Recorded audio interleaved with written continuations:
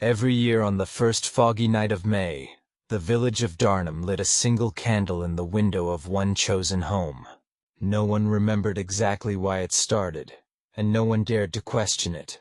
The tradition had become as natural as the changing of the seasons, quietly feared, quietly accepted. The house chosen each year was picked without ceremony. A note would appear on the front door, simple and unsigned. "It is your turn." That was enough. The chosen family would receive a candle from the village mayor, and from that moment silence became their duty. This year the note was pinned to the Maple's door. Lydia Maple opened it without surprise, though her lips pressed into a thin line. Her 7-year-old daughter, Elsie, asked what it meant, but Lydia said nothing. She only reached down, held her hand, and shut the door behind them. That afternoon, Mayor Bors arrived with the candle. It was thick, white, and unmarked. "Keep it lit from dusk till dawn," he said. "No curtains, no noise." Lydia nodded. She didn't ask questions. No one ever did. He left without another word. As evening came, a heavy fog rolled over the village, coating the windows in a damp blur. Lydia placed the candle in the front window and struck a match.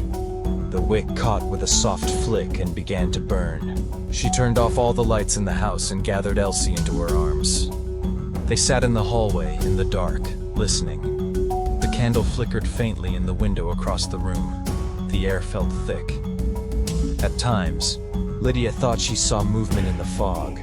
Shapes just beyond the glass. Shadows that didn't belong to anything real. She tightened her arms around her daughter. Hours passed in silence. Once there was a sound, a faint scraping, like fingernails dragging across wood. It came from the front door.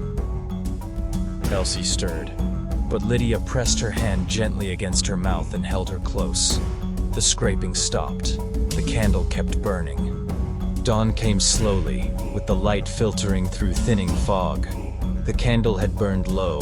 Its wax melted into a quiet puddle. The house was still. Lydia stood up slowly, her limbs stiff, and walked to the front door. The candle had stayed lit. The house had obeyed the rules. The fog had passed. And Elsie was gone.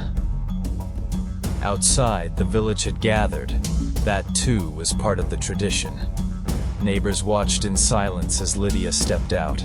Some gave her a solemn nod. A few wept. But Lydia didn't look at them. Her eyes were fixed ahead, empty and unreadable.